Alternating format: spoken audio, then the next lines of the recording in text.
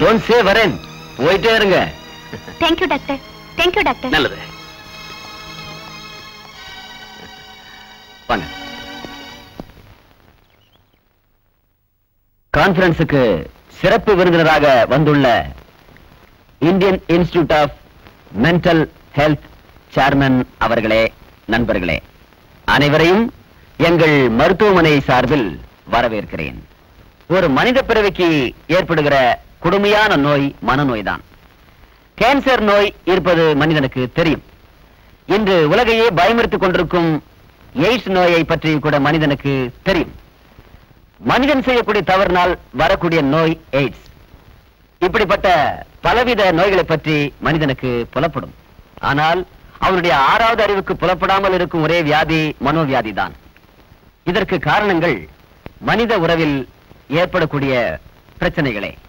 இத்தகைய மனவியாதியிலிருந்து மக்களை விடுவிக்க நமது இந்த கருத்தரங்கம் நல்ல கருத்துக்களை தரும் என்று நான் நம்புகிறேன். Thank you. Thank you. Dear friends, I welcome you all as a delegates in the conference. மனநோய் மருத்துவத்தை பத்தி, சிகிச்சை முறையை பத்தி நாம் ஆராய வந்திருக்கோம். இந்த நேரத்துல அந்த சிகிச்சையில சில மாற்றங்களை நாம் உண்டு பண்ண வேண்டும். இந்த சமுதாயத்துல பாருங்க, மனநோய், மனநோயாளிகள் மேலும் மேலும் பெருகிக் கொண்டே வருகிறார்கள். அதற்கு நாம் என்ன சிகிச்சை செய்ய போகிறோம் என்பதை குறித்து உங்களது மேலான கருத்துக்களை வழங்க வேண்டும் என்று கேட்டுக்கொண்டு அமர்கிறேன். நன்றி, வணக்கம். மருத்துவ முறையில இதுவரைக்கும் நான் ஒண்ணும் பெருசா சாதிக்கல. அதனால சொல்ல போற கருத்துக்களை அதிக பிரசங்கத்தனமா இருந்தா எல்லாரும் என்ன மன்னிச்சிடுங்க. பொதுவா நம்ம நாட்டுல இருக்கிற இன்றைய சூழ்நிலையில மனோவியாதிகள் அதிகமா பெருகிறதுக்கு வாய்ப்புகள் இருக்கு. எப்படி சொல்றீங்க? வயிற்று பசிய போக்க எப்படி நம்ம திட்டம் தீட்டுறோமோ அதே மாதிரி மனுஷனுக்கு மற்றொரு பசி இருக்கு. What do you say? காம பசி. இதுக்கு முதல்ல நம்ம ஒரு தீர்வு காணணும். நம்ம ஹாஸ்பிட்டல்ல ஆஷான்னு ஒரு டீனேஜ் பொண்ணுக்கு ஏற்பட்ட அவல நிலைய உதாரணமா சொல்ல விரும்புறேன். 12 வயசு ஆன உடனே ஒரு பொண்ணுக்கு செக்ஸ் ஹார்மோன்ஸ் அதிகமா உற்பத்தி ஆகுது. அதனால அவ ஒரு ஆண் துணையை தேடுறா. அதே மாதிரி ஆணும் பெண்ணை தேடுறான். பள்ளிக்கூடங்கள்ல செக்ஸ் எஜுகேஷன் இருந்திருந்தா ஆஷா மாதிரியான இளம் பெண்கள் மனநோயாளியா மாறி இருக்க மாட்டாங்க. இந்த யோசனைய மும்முரமா செயல்படுத்ததானே நான் முயற்சி பண்ணிட்டு இருக்கோம். பள்ளிக்கூடத்துல செக்ஸ் எஜுகேஷன் சேர்க்கணும்னு டாக்டர் ரேகா சொன்னாங்க. அதை நான் வரவேற்கிறேன். படிக்கிற வயசுல மன உறுதியை உருவாக்க, கட்டுப்படுத்த நம்ம முன்னோர்கள் கண்டுபிடிச்ச ஒரு வழி இருக்கு. என்ன வழி? தியானம். தியான வகுப்புகள் மற்றும் உடற்பயிற்சி, யோகாசன வகுப்புகளை பள்ளிக்கூடங்களை கட்டாய பாடங்களா புகுத்தணும். தியானத்தை சரிவர உணர்ந்தா காமப்பசி அழிக்க முடியும். காமப்பசிங்கிற கொடிய நோயை அழிக்காட்டா HIV உயிர்கொல்லி வைரஸ் மனுஷன் அழிச்சிடும். மேற்கத்திய நாடுகளில் சில பேர் சிறு வயதிலேயே போதை கடுமையாகி விடுகிறார்கள். ஷீலா என்ற இந்த அபலை பெண்ணும் இப்படி மனநோயாளி ஆனவள் தான். கற்பழிப்பு, கொலை நடக்க காரணமே காமம் தான் என பத்திரிகைகளில் வரும் செய்திகள் சொல்கின்றன. காம அரக்கனிடமிருந்து நாம் நம்முடைய சந்ததிகளையாவது எப்படியாவது காப்பாற்ற வேண்டும்.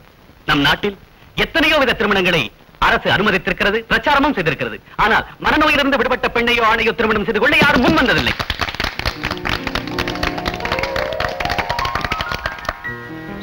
சின்ன ரெக்வெஸ்ட், வைஷாலி நான் கல்யாணம் பண்ணிக்கலாம் இருக்கேன். Advance congratulations. Thank you sir. இந்த முடிவுக்கு ஒரு காரணம், வைஷாலி என்ன அவ காதல ரஞ்சித்னு பழகிட்டு இருக்கா. நான் அவகிட்ட பழக ஆரம்பிச்ச நாள்ல இருந்து அவளோட நிலைமை கொஞ்சம் கொஞ்சமா மாறிக்கிட்டு இருக்கு. அதாவது now she is 90% okay. இப்ப இந்த நேரத்துல நான் அவளை விட்டு பிரிஞ்சிட்டா அவளோட மனநிலை பழைய நிலைமைக்கு போறதுக்கு வாய்ப்பு இருக்கு. உண்மையிலேயே நான் அவளை கல்யாணம் பண்ணிட்டா அதை விட சந்தோஷம் வைஷாலிக்கு வேற எதுவும் இருக்காதுன்னு நினைக்கிறேன். உங்களையே தான் வருங்கால கணவனாக நம்பி கனவு கோட்டை கட்டிருக்கிறா ரேகா. அந்த கோட்டையெல்லாம் இடிஞ்சு ரொம்ப நாளாச்சு டாக்டர். வைஷாலி திவாகருக்குன்னு நான் எப்பவோ முடிவு பண்ணிட்டேன். என்ன சொல்ற ரேகா? எனக்கு இந்த திவாகர் இல்லன்னா வேற ஒரு திவாகர் நிச்சயமா கிடைப்பாரு. ஆனா வைஷாலிக்கு அப்படி இல்ல. இந்த திவாகர் கைவிட்டா அவ நிலைமை ரொம்ப மோசமா ஆயிடும். இப்ப உங்க பர்மிஷன் தான் வேணும் சார். ஒரு பேஷண்ட் குணமாகி அவங்க வாழ்க்கையில மறுமலர்ச்சி ஏற்பட்டா அதை பார்த்து சந்தோஷப்படுற முதல் ஆள் நிச்சயம் நானாத்தான் இருக்கும். ரேகா, எதுக்காக திடீர்னு போன் பண்ணி ஹாஸ்டலுக்கு வர சொன்னேன்? ஏதாவது முக்கியமான விஷயமா? திவாகர், உங்க இந்த முடிவுக்கு என் இதையிலிருந்து வாழ்த்துக்கள் சொல்லத்தான். வைஷாலி வாழ்க்கையில அணிஞ்சு போன விளக்கை ஏற்றி வைக்க நான் முன் வந்ததுல தப்பு இல்லைன்னு நினைக்கிறேன். Let us sit here. இந்த நேரத்துல நான் உங்களை இங்க வர சொன்னதே உங்ககிட்ட மன்னிப்பு கேட்கணுங்கிற ஒரே ஒரு காரணம் தான். சேச்சே, அப்படிலாம் சொல்லக்கூடாது ரேகா. உனக்கு ஒரு நல்ல கணவர் அமையணும்.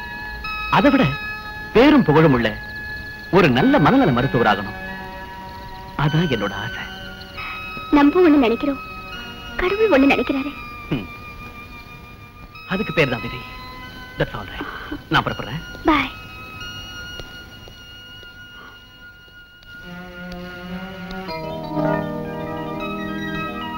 வைஷாலி மாதிரி மனோவியாதியால பாதிக்கப்பட்டு விடுதலை கிடைச்ச பெண்களுக்கு வாழ்வு கொடுக்க திவாகர் மாதிரி கோடிக்கணக்கான இளைஞர்கள் நம்ம நாட்டுல உருவாகணும்னு நான் ஆசைப்படுறேன்.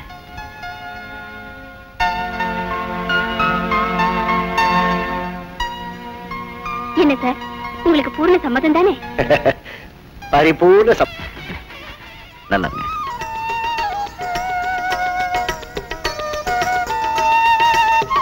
நல்லா இருக்கு, நல்லா இருக்கு.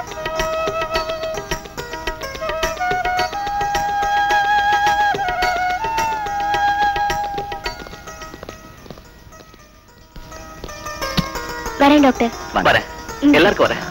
See you. வாங்க.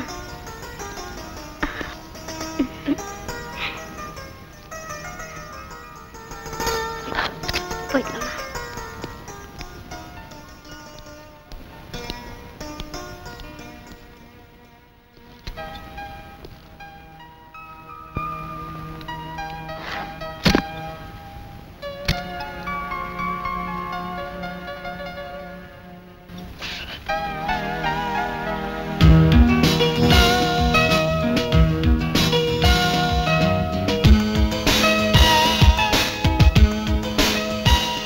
மருந்தே இல்லாத நோய் மனநோய்.